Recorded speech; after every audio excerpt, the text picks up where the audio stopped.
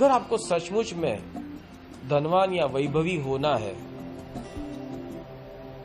तो दुनिया की ये सबसे आसान वस्तु है, ये आसान परिस्थिति है। कोई वैभवी होना कोई बड़ी बात नहीं है।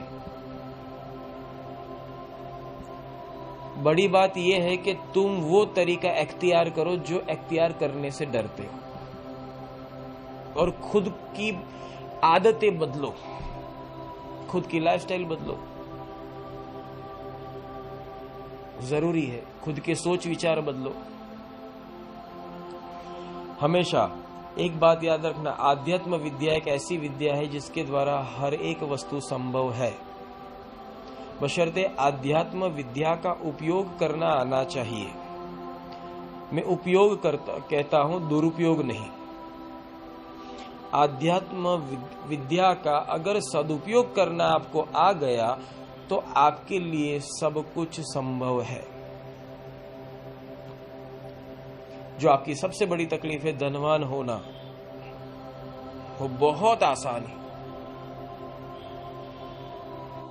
जब तक आपके अंदर एक ये भाव नहीं आता कि मैं सबसे हटकर, सबसे अलग, सबसे जुदा और एक यूनिक क्रिएशन करूं, ये बात जब तुम्हारे जहन में आएगी तब तुम्हारे भाग्योदय का मार्ग खुलेगा, उससे पहले नहीं।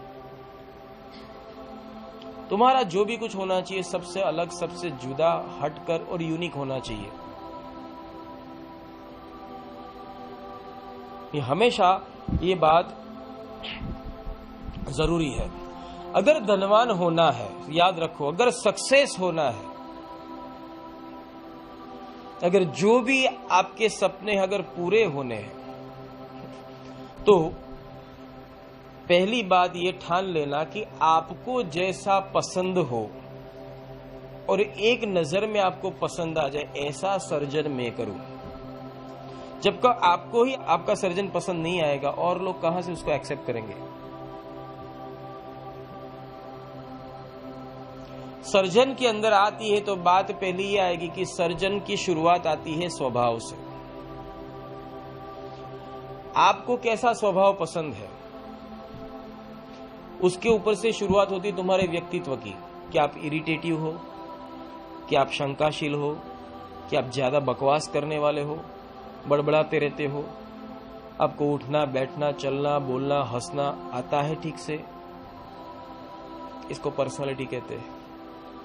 तुम्हारी ऑरा या तुम्हारा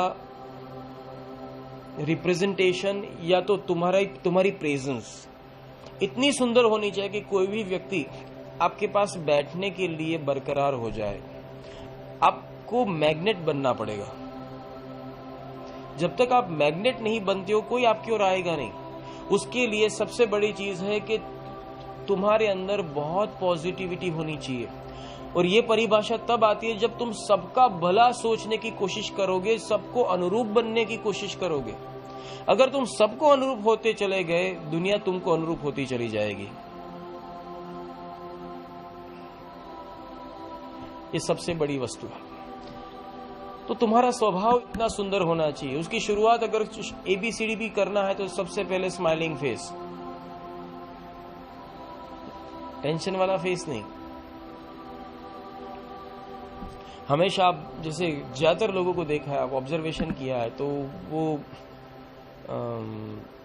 इतना भयानक डरावना चिंतातुर फेस होता है कि कभी ऐसा लगे कि शायद इसको डॉक्टर ने वमन थेरापी दी होगी,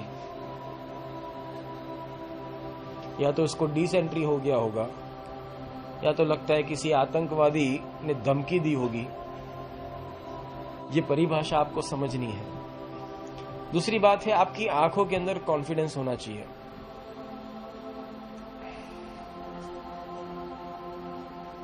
जो नहीं होता है। आप कभी भी हक से बात करते हो या तो सच्ची बात करते हो तो नजरें चुरा कर करते हो।